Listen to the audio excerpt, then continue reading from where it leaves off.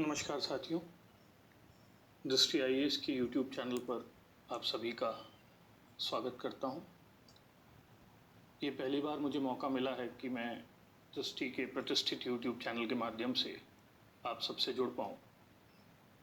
सबसे पहले मैं अपना छोटा सा परिचय दे दूं। मेरा नाम सौरभ चतुर्वेदी है और मैं दृष्टि द विजन इंस्टीट्यूशन में दिल्ली और इलाहाबाद केंद्र में गवर्नेंस से जुड़े मुद्दे, प्रशासन से जुड़े मुद्दे और भारत की आंतरिक सुरक्षा से जुड़े मुद्दे, the matters of internal security of India, इन दो विषयों का अध्यापन करता हूँ। लॉकडाउन का संकट कहें या लॉकडाउन की संभावनाएं, इसने मुझे ये मौका दिया कि मैं इस मंच से आप लोगों के साथ इन दोनों विषयों से संबंधित एक ओरिएंटेशन क्लास और फिर उसके बाद इसके विभिन्न टॉपिक्स से जुड़ी अलग अलग क्लासों से जुड़ पाऊँ।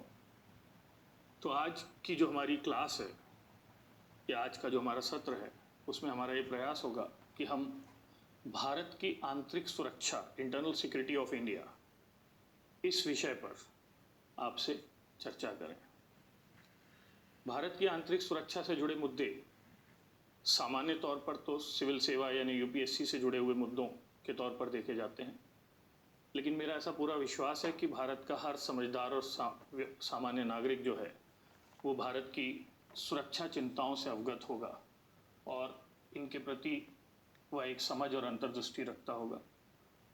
तो यह वीडियो उन सभी व्यक्तियों के लिए जो भारत की सुरक्षा चिंताओं को समझना चाहते हैं, आशा है लाभकारी सिद्ध होगा।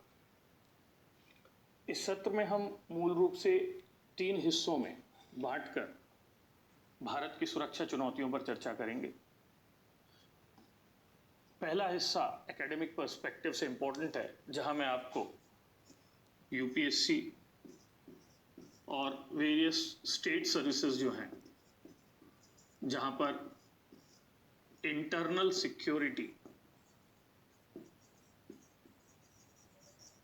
या आंतरिक सुरक्षा से जुड़े विषय पूछे जाते हैं, इनसे आपको अवगत करवाऊं। तो हम मूल रूप से यूपीएससी पत्र में जो मुद्दे आंतरिक सुरक्षा उससे जुड़े सिलेबस को आपको ब्रीफ करूंगा, उससे जुड़े पाठ्यक्रम से आपको परिचित करवाऊंगा। यहाँ मेरा ये प्रयास होगा कि मैं आपको ये बता पाऊँ कि इस पाठ्यक्रम के अंतर्गत हम किन मुद्दों को पढ़ते हैं, दूसरा इनसे जुड़े किस प्रकार के प्रश्न समय समय पर पूछे जाते रहे हैं और इन मुद्दों की उपयोगिता मुख्य परीक्षा से परे आपके साक्षात्कार में, आपके निबंध लेखन में या अन्य परीक्षाओं में किस तरीके से हो सकती है। पाठ्यक्रम पर चर्चा के पश्चात हमारा ये प्रयास है कि मैं आपको भारत की आंतरिक सुरक्षा की आधारभूत अवधारणा, basic concept of internal security को समझाऊं। हमारा सिलेबस जो है वो सुरक्षा के मुद्दों से शुरू होता है। सुरक्षा के मुद्दों में नक्सलवाद हो सकता है, आतंकवाद हो सकता है, संप्रदायवाद हो सकता है, तस्करी हो सकती है, ड्रग ट्रैफिकिंग हो सकती है, साइबर सुरक्षा से जुड़े मुद्दे हो सकते हैं, सीमा सुरक्षा से जुड़े मुद्दे हो सकते हैं। पर प्रश्न ये है कि इन मुद्दों का मूल आधार क्या है, यानी सुरक्षा का विचार क्या है, सुरक्षा के स्वरूप क्या है, सुरक्षा का उद्देश्य क्या है, इन सुरक्षा चुनौतियों का विकास भारत में किस क्रम में हुआ, ये सुरक्षा चुनौतियां किन किन रूपों में हमारे सामने आती हैं, इनके लिए सरकार क्या प्रयास कर रही है, हमारी क्या रणनीति होनी चाहिए। यदि एक ओवरव्यू, एक पर्सपेक्टिव आपको मिल जाता है, तो इस ओवरव्यू या पर्सपेक्टिव को आधार बनाकर आप बहुत सरलता से सुरक्षा से जुड़े सभी प्रश्नों पर चर्चा कर सकते हैं। मेरा यह अनुभव रहा है कि आंतरिक सुरक्षा पर पिछले 5 वर्षों में या उससे पहले भी जो प्रश्न आए हैं वो मूल रूप से 3 बिंदुओं पर संकेंद्रित होते हैं। एक होती है घटना, दूसरा होता है कारण और तीसरा होता है प्रयास या समाधान। यूपीएससी ये कोशिश करती है कि हाल फिलहाल में हुई किसी सुरक्षा घटना को आधार बनाकर उस मुद्दे को उठाए, फिर उस मुद्दे के ऐतिहासिक से वर्तमान परिप्रेक्ष्य को आधार बनाते हुए ये देखने का प्रयास करे कि क्यों ये परिस्थितियां बनी और फिर ये बताए कि हमने क्या क्या किया है और क्या किया जाना बाकी है। स्वाभाविक तौर पर यूपीएससी अपनी प्रकृति के अनुरूप जो प्रश्न बनाती है, उन प्रश्नों को पढ़ना और समझना कठिन होता है, लेकिन एक बार आपने पढ़ा और समझ लिया तो बहुत सरलता से, सहजता से आप उनका जवाब दे पाएंगे। जैसे मुझे याद है कि कुछ वर्ष पूर्व उन्होंने एक प्रश्न पूछा था, आतंकवाद के संघात के प्रति निरापद है। अब ये शब्दों को सुनने के बाद ऐसा लगा कि पता नहीं भाई ये किस भाषा में पूछ रहे हैं। वास्तविकता ये थी कि वो ये बताना चाह रहे थे कि क्या इन घटनाओं से निपटने के लिए हमारे पास सक्षम तंत्र है या हम तैयार हैं, या क्या भारत का कोई वर्ग विशेष, समुदाय विशेष, क्षेत्र विशेष जो है इन घटनाओं से प्रभावित है, या सामूहिक रूप से हम इससे प्रभावित हैं। यानी कुल मिलाकर कोई भी सुरक्षा से जुड़ी घटना मूल रूप से, या सुरक्षा से जुड़ा मुद्दा मूल रूप से समसामयिक घटना से प्रेरित होकर, ठीक है, उसके कारणों में जाकर समाधान खोजने का प्रयास करता है।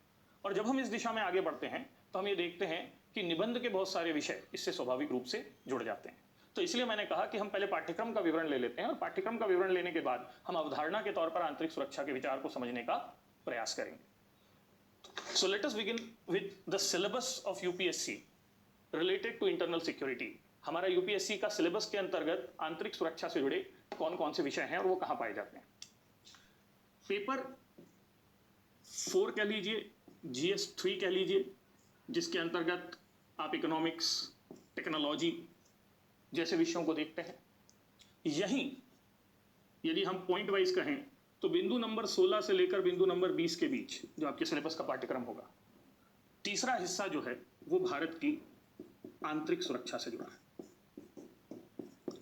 ये ध्यान रखिएगा, याद रखिएगा। जैसे हम सिलेबस में कहते हैं कि ये इतिहास का पेपर है, ये संविधान का पेपर है, ये भूगोल का पेपर है, तो इतिहास और भूगोल पेपर 1 में हो जाता है, संविधान और सामाजिक मुद्दे पेपर 2 में हो जाते हैं, टेक्नोलॉजी और आपका जो इकोनॉमिक्स है वो पेपर 3 में हो जाता है, जैसे हम कहते हैं। लेकिन कहीं भी आंतरिक सुरक्षा का कोई पेपर है ऐसा लिखा हुआ नहीं।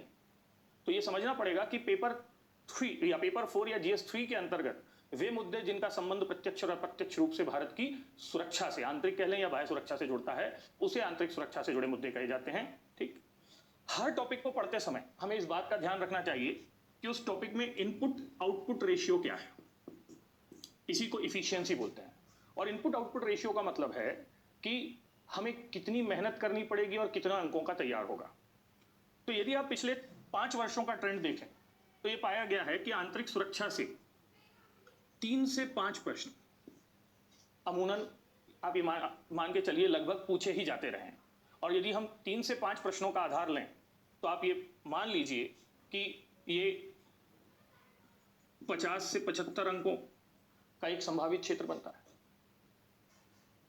बहुत छोटा हिस्सा अंकों के हिसाब से नहीं है, क्योंकि यदि हम टॉपिक्स की बात करें तो आंतरिक सुरक्षा में 5 विषय लिखे हुए हैं, और यदि 5 विषयों से आप 75 नंबर तैयार कर सकते हैं तो फिर यहां इनपुट आउटपुट रेशियो बहुत इफेक्टिव है। यानी आंतरिक सुरक्षा वो टॉपिक है जहां आप कम मेहनत करके ज्यादा अंकों को तैयार कर सकते हैं, क्योंकि इसकी प्रकृति ऐसी है कि यहां पर मुद्दे कम हैं लेकिन उनसे जुड़े अंकों की संभावना ज्यादा है। दूसरी बात, चूंकि आंतरिक सुरक्षा करंट से जुड़ता है, ज्यादातर टॉपिक करंट यानी समसामयिकी से, और यूपीएससी के प्रश्नों की प्रकृति पिछले कई वर्षों में लगातार समसामयिक होती गई है, परंपरागत प्रश्न लगभग नगण्य हो रहे हैं। तो ऐसे में आंतरिक सुरक्षा से ज्यादा प्रश्नों को पूछे जाने की संभावना हमेशा ज्यादा है। तो पहले मैं टॉपिक्स बताता हूं और फिर बताऊंगा कि इसको हम क्यों पढ़ें, कहां से पढ़ें और कैसे पढ़ें। तो आंतरिक सुरक्षा के टॉपिक्स के अंतर्गत जो पहला टॉपिक हमारे सिलेबस में दिया हुआ है वो है डेवलपमेंट एंड एक्सट्रीमिज्म, विकास और उग्रवाद। ठीक, दूसरा टॉपिक जो हमारा दिया हुआ है वो है सुरक्षा चुनौतियों में राज्य, गैर राज्य कारकों की भूमिका, the role of state and non state factors in the internal security of India, state and non state factors. तीसरे स्तर पर जो प्रश्न है वो पूछा जा रहा है साइबर सुरक्षा से जुड़ी चुनौतियों से, लेकिन यहां मूल मुद्दा है सूचना संचार तकनीक यानी इंफॉर्मेशन एंड कम्युनिकेशन टेक्नोलॉजी और भारत की सुरक्षा चिंताएं। ये तीसरा टॉपिक। चौथे टॉपिक के तौर पर इन्होंने इसी को विस्तार देते हुए ठीक कुछ मुद्दे जोड़े हैं, जिसके अंतर्गत इन्होंने मीडिया, और मीडिया में बेसिकली सोशल मीडिया की भूमिका को इन्होंने केंद्रित किया है कि how social media is going to harm, या सोशल मीडिया किस तरीके से सोशल मीडिया हमारी सुरक्षा की समस्याओं को जन्म दे रही। ठीक, इसे व्यवहारिक तौर पर मीडिया एंड सोशल मीडिया के तौर पर देखा जाना चाहिए। लेवल 5 पर यदि हम चर्चा करें तो यह देखा गया है कि सुरक्षा से जुड़ी चुनौतियों को देने के लिए आपको 3 चीजें चाहिए, एक लोग, एक पैसा और एक विचारधारा। तो पैसा, जो डर्टी मनी आती है देश की सुरक्षा को कमजोर करने के लिए, वो आती है एक प्रक्रिया के थ्रू जिसका नाम है धन शोधन, अंग्रेजी में कहते हैं मनी लॉन्ड्रिंग। तो मनी लॉन्ड्रिंग एक स्पष्ट रूप से लिखा हुआ टॉपिक है जो यहां पर दिया गया है। ये देखा गया है कि हमारी सुरक्षा की चिंताएं तब तक प्रगाढ़ या प्रभावी नहीं हो सकती जब तक देश के अंदर उसको समर्थन ना मिले। और हमारे देश के अंदर जो अपराधी हैं, जो ऑर्गेनाइज तरीके से काम कर रहे हैं, उनका जुड़ाव आतंकवाद से देखा गया। इसका सहज उदाहरण दाऊद इब्राहिम के साथ देखा जा सकता है। तो ये एक टॉपिक हमको बनाकर दिया गया है कि हाउ ऑर्गेनाइज्ड क्राइम, यानी संगठित अपराध और टेररिज्म, इनमें क्या नेक्सस है या इनमें क्या जुड़ाव है। तो संगठित अपराध का जुड़ाव आतंकवाद के साथ किस तरीके से हो सकता है, ये हमारे सिलेबस में प्रश्न है। इसके बाद जो अभिव्यक्त रूप में पूछा गया है वो है भारत की सीमा सुरक्षा से जुड़ी चिंताएं। और सीमा सुरक्षा के अंतर्गत स्थलीय सुरक्षा, जलीय सीमाओं की सुरक्षा, आकाशीय सीमाओं की सुरक्षा, हर तरीके की सीमाओं की सुरक्षा।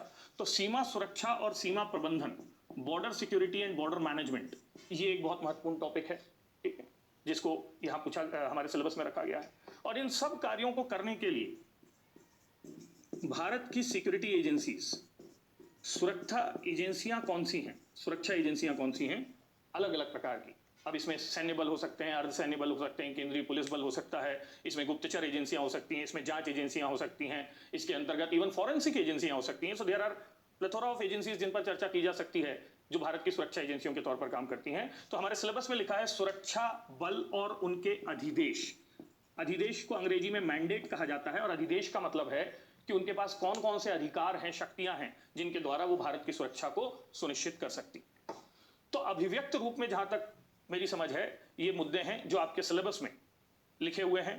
ठीक, पॉइंट टॉपिक नंबर 16 में लिखा हुआ है विकास और उग्रवाद, 17 में लिखा हुआ है राज्य और गैर राज्य कारकों की भूमिका, साइबर सुरक्षा, मनी लॉन्ड्रिंग, सोशल मीडिया, ये तीनों टॉपिक 18वें हिस्से में अभिव्यक्त किए गए हैं। ठीक है, 19वें हिस्से में यहां पर लिखा हुआ है सीमा प्रबंधन और संगठित अपराध और आतंकवाद का जुड़ाव। और 20वें में, मैं फिर से बता रहा हूं, जो आपके सिलेबस में यूपीएससी में बताया गया है, तो this is the 16th topic, this is the 17th topic, these 3 belongs to 18th topic. ठीक है, उसके बाद these 2 belongs to 19th topic and this last one is the 20th topic. और इसीलिए मैंने कहा था 16 से 20 के जो बिंदु हैं वहां पर आंतरिक सुरक्षा से जुड़ी बातें कही गई हैं। अब आप इन मुद्दों को देखकर ये समझिए कि सुरक्षा चिंताएं यहीं पर खत्म नहीं हो जाती। एक आम आदमी से यदि पूछा जाए कि भाई भारत की सुरक्षा चिंता क्या है, तो पहला शब्द क्या बोलेगा? आतंकवाद। इसमें कहां लिखा है आतंकवाद? मैं छत्तीसगढ़ से संबद्ध हूं, मुझसे कोई पूछेगा सबसे बड़ी सुरक्षा चिंता क्या है, तो मैं बोलूंगा नक्सलवाद। इसमें कहां लिखा है नक्सलवाद? या फिर अभी जो माहौल बन रहा है जहां पर कोरोना, तबलीगी, जमाती, यानी संप्रदायवाद, इसमें कहां लिखा है संप्रदायवाद?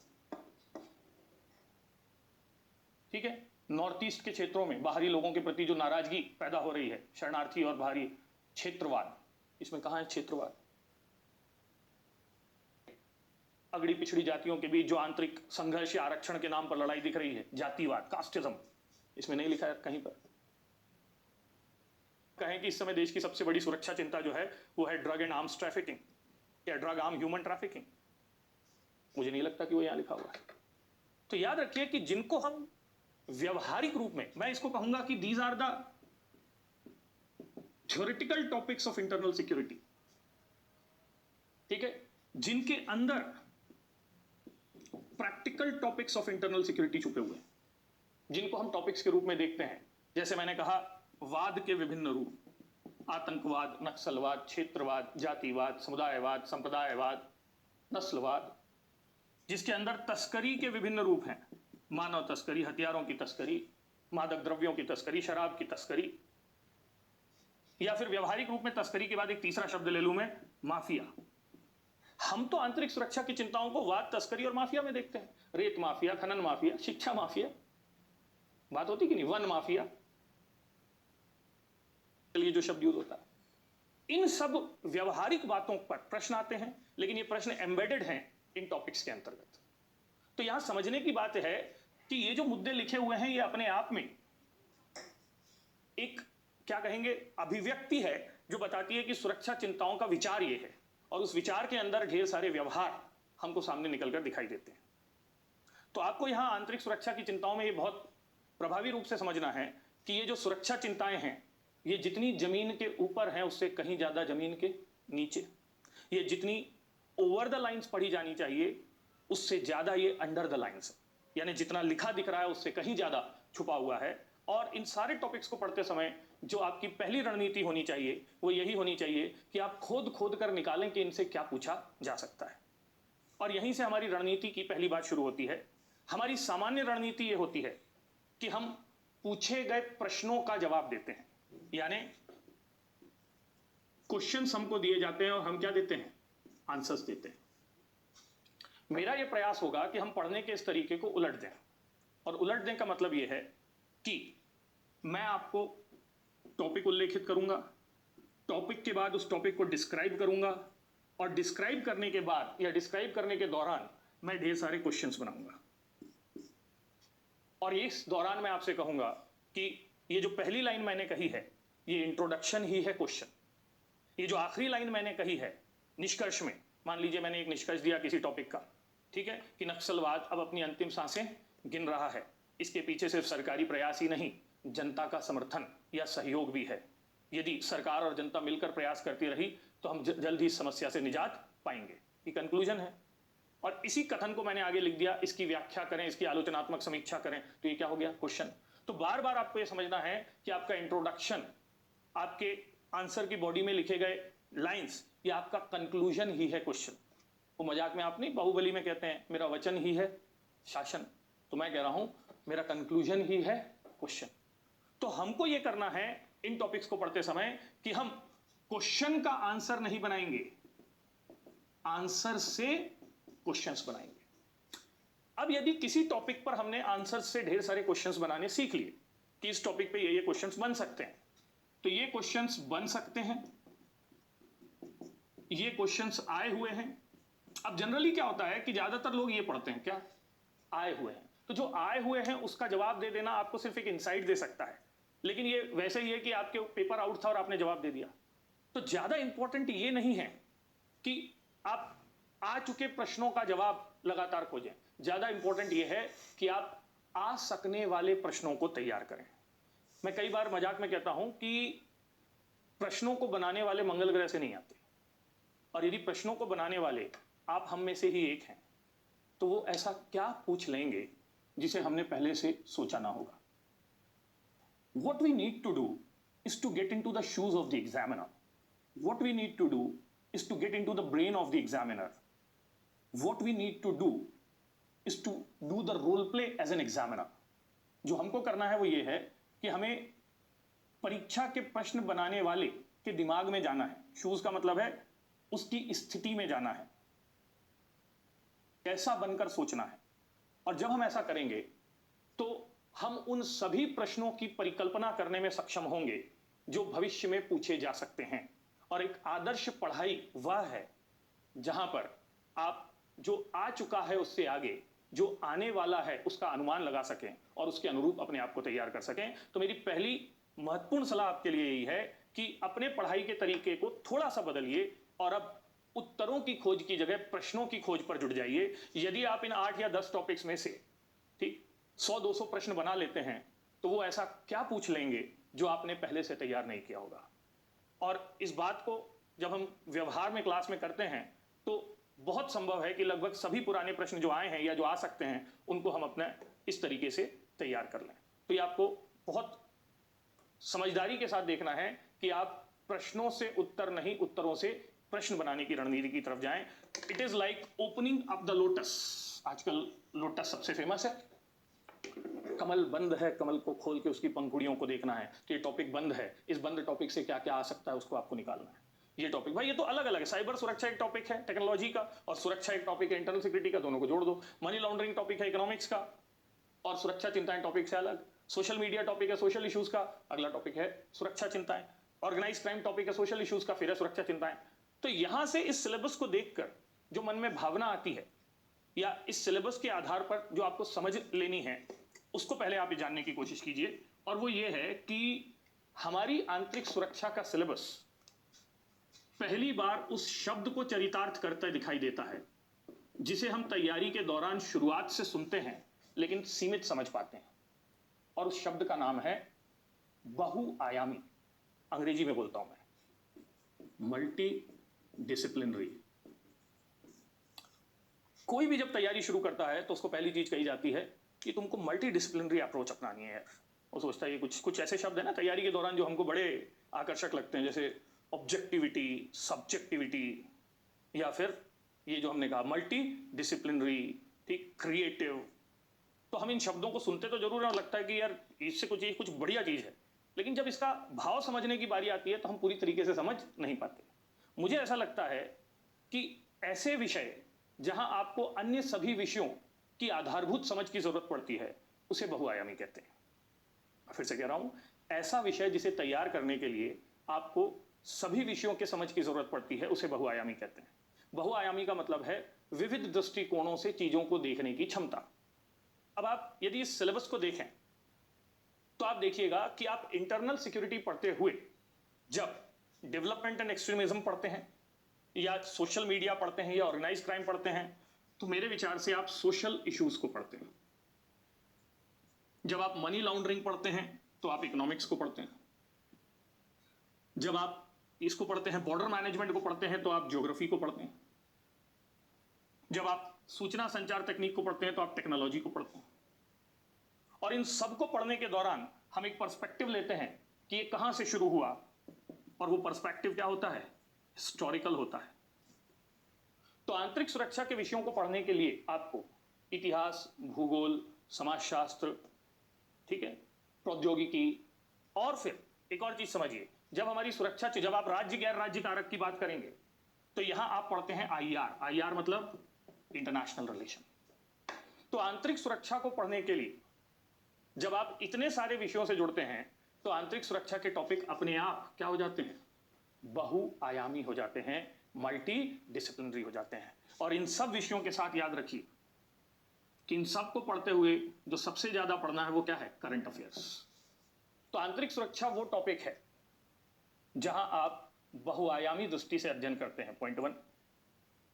आंतरिक सुरक्षा वो टॉपिक है जहां आप कम इनपुट में ज्यादा आउटपुट प्राप्त कर सकते हैं। Point number 2। आंतरिक सुरक्षा क्यों पढ़ें ये बता रहा हूं कि भाई ज्यादा अंकों की तैयारी सीमित समय में हो सकती है। We generally have classes of 10-15 मतलब क्लासेस, या आप मान लीजिए 50 घंटों की क्लासेस होती हैं। तो यदि आप 50 घंटे की क्लासेस करके 50 नंबर पा रहे हैं तो this is beyond imagination, this is exceptional. And if there are times when required, तो हमने ये भी कोशिश की है क्रैश के संदर्भ में पढ़ाते हुए कि हम कुछ 15-20 घंटों में इन टॉपिक्स की इंसाइट आप तक पहुंचाएं। तो यदि आप थोड़ा पढ़ के ज्यादा आउटपुट ले पा रहे हैं तो ये आंतरिक सुरक्षा को महत्वपूर्ण बनाता है। ठीक, फिर आंतरिक सुरक्षा को पढ़ते समय इसके सभी टॉपिक ऐसे की दृष्टि से तैयार किए जा सकते हैं। तो ये इसका महत्व है। और यदि एक निबंध भी लड़ गया जैसा आप बोलते हैं तो फिर आप सोच लीजिए कि अंकों की तो कोई सीमा है नहीं, क्योंकि निबंध में तो भरपूर अंक होते हैं। तो यह निबंध की दृष्टि से इंपॉर्टेंट है।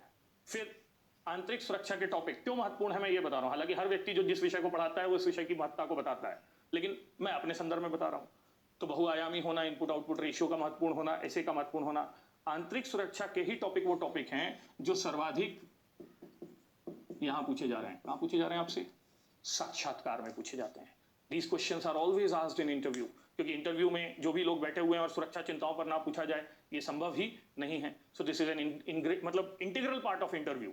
तो आप इंटरव्यू के लेवल पर चले जाइए। अब यहां पर कुछ लोग कई बार मुझसे मजाक में पूछते हैं, तो सर क्या इंटरनल सिक्योरिटी प्रीलिम्स में भी काम आती है? वेल, करंट अफेयर्स के लेवल पर तो बिल्कुल काम आती है। इंडिया ईयरबुक जो आप पढ़ते हैं उसके बहुत सारे हिस्से इंटरनल सिक्योरिटी से जुड़ते हैं। भारत की सुरक्षा एजेंसियां, उनके नाम, उनके अधिदेश, जिसमें हम सीबीआई से लेकर CISF, ITBP, Assam rifle, ITBP साथ आ रहे हैं। आपके सीआरपीएफ की भूमिकाओं में बदलाव किया जा रहा है। सीआईएसएफ को अब कहा जा रहा है कि आप रेलवे सिक्योरिटी से भी या बंदरगाहों की सुरक्षा से भी आपको जोड़ा जाएगा, या फिर हमारे चीफ ऑफ डिफेंस स्टाफ का पद बनाए। लोग, करंट अफेयर्स एक ऐसी चीज है जो कहीं से भी हो सकता है। तो करंट के लेवल पर इसके बहुत सारे मुद्दे सीधे प्रीलिम्स में भी पूछे जा सकते हैं। इसके अलावा जब आप बॉर्डर मैनेजमेंट पढ़ते हैं तो ज्योग्राफी के फिल्म्स के मुद्दे तैयार होते हैं कि किस देश की सीमा कहां से जुड़ती है। तो हाँ, ये सच है कि ये टॉपिक विशुद्ध रूप से मेंस के अंतर्गत पढ़ाया जा सकता है, लेकिन फिल्म्स के अंतर्गत भी इसकी महत्ता को हम नकार नहीं सकते। ठीक है, तो जो सिलेबस मैंने आपको यहां बताया, उस इंटरनल सिक्योरिटी के सिलेबस के संदर्भ में हम मूलतः 3 स्तरों पर बात कर सकते हैं। पहली चीज तो ये देखी जाती है कि इस सिलेबस का महत्व क्या है। दूसरी बात, इसमें हमारी रणनीति क्या होनी चाहिए। और तीसरा, कौन कौन से विषय इसके अंतर्गत पूछे जा सकते हैं। महत्व की जहां तक बात है, हमने ये बहुत व्यवहारिक तौर पर स्पष्ट किया कि ये सिलेबस आपको बहुआयामी दृष्टि प्रदान करता है। ये सिलेबस आपको प्रभावी इनपुट आउटपुट रेशियो देता है। ये सिलेबस आपको एसे के लिए तैयार करता है। ये सिलेबस आपको इंटरव्यू के लिए तैयार करता है। और मैं तो ये कहूँगा कि ये सिलेबस वो है जिसकी जानकारी आपको भारत का एक जिम्मेदार नागरिक बनाने में मदद करती है।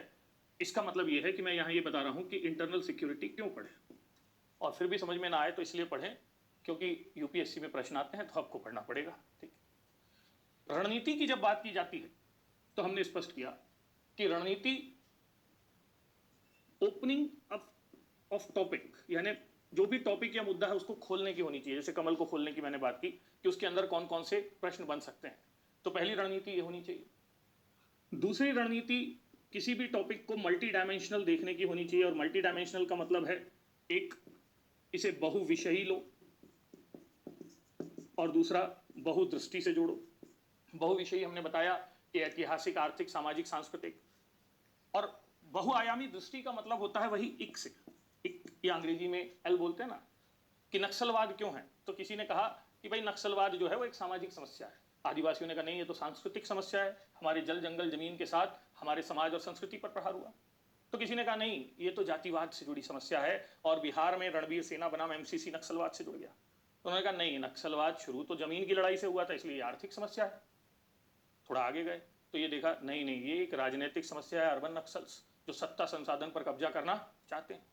तो किसी ने नहीं, ये प्रशासनिक समस्या है, वो क्षेत्र जहां प्रशासनिक शून्यता है, प्रशासनिक शोषण है, एडमिनिस्ट्रेटिव वैक्यूम है, वहां पर नक्सलवाद होता है।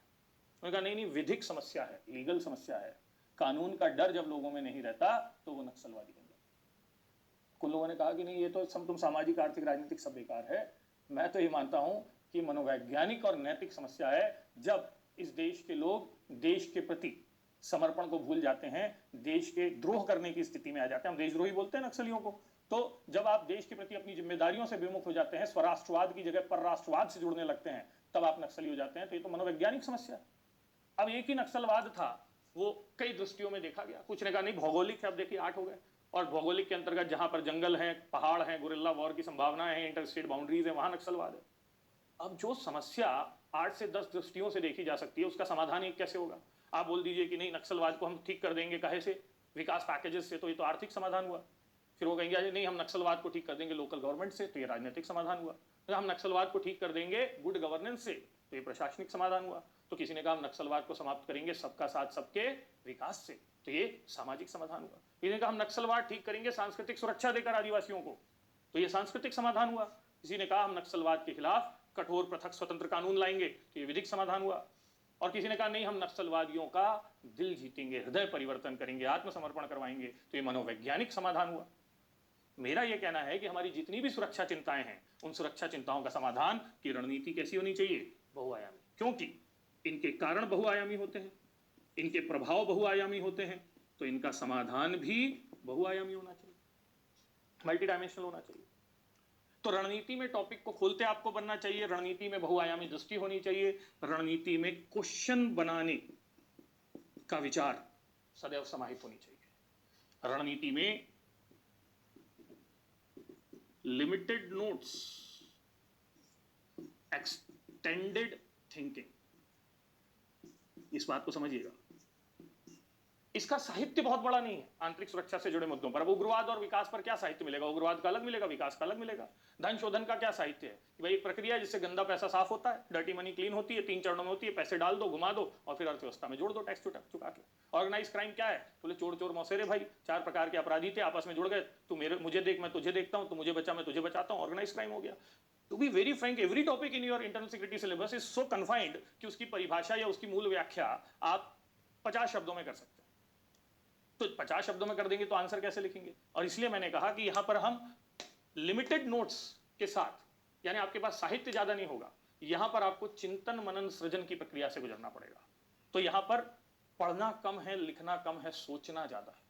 वैसे यूपीएससी के हर सिलेबस में यही स्थिति होती है कि आपको पढ़ना कम है, लिखना कम है और सोचना ज्यादा है। इस समय जो प्रश्न आ रहे हैं वो सब थिंकिंग से जुड़े, क्रिएटिविटी से जुड़े प्रश्न हैं। तो सबसे मेन शब्द, एक और शब्द जो आप तैयारी के दौरान बार बार सुनते हैं, एक मल्टी डायमेंशनल और एक क्रिएटिविटी, यहां पर बहुत प्रभावी रूप से लगता है। ठीक, तो ये आपकी रणनीति का हिस्सा होना चाहिए जिसमें आप सीमित नोट्स के सहारे असीमित चिंतन कर सकें। वैसे भी श्रेष्ठ विद्यार्थी वो नहीं है जो किताबों से पढ़कर लिखता है, श्रेष्ठ विद्यार्थी वो है जो लिखता है वही किताब हो जाती है। तो आपको ये कोशिश करनी है, ये शिक्षकों के लिए भी लागू होता है। सामान्य शिक्षक किताबों से पढ़कर पढ़ाते हैं, श्रेष्ठ शिक्षक जो होते हैं, I am not one of them, but जो महानतम शिक्षक होते हैं वो जो पढ़ाते हैं वही किताब हो जाता है। आपको ये सोचना है।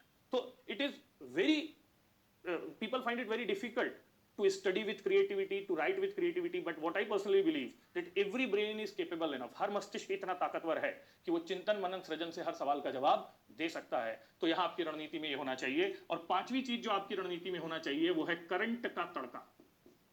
याद रखो, करंट शब्द का मतलब ही है जो करंट की तरह बहता है।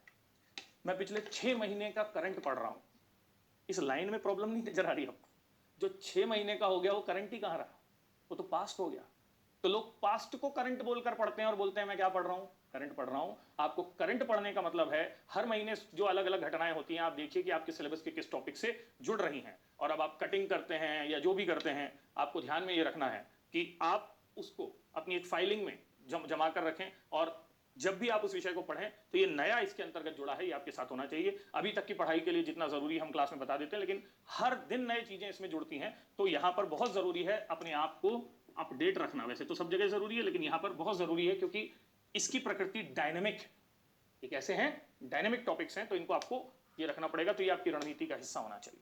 ठीक है, इस रणनीति के अंतर्गत हमने ये कहा कि ये क्यों पढ़ें, फिर हमने बताया कैसे पढ़ें।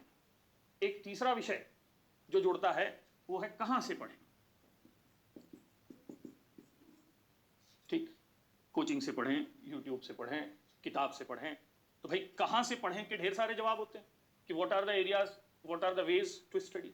ठीक, जनरली ये कहा जाता है कि भाई पढ़ने का सबसे इंपॉर्टेंट तरीका बुक होता है, उसके बाद नोट्स होता है, और फिर आजकल एक तीसरा तरीका आ गया जिसका नाम क्या है, ऑनलाइन है। और ये सब